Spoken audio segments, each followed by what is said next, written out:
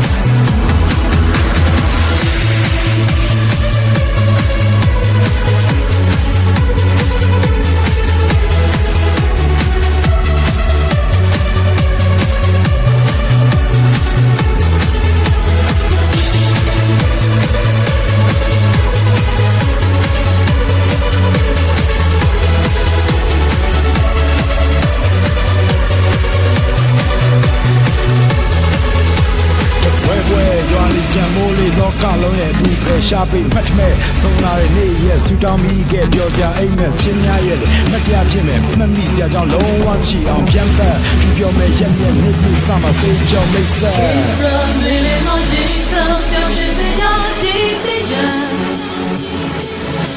တနေ့တစ်ခါရောက်လို့လားအလုံးရဲ့နေ့တစ်ချိန်မှာ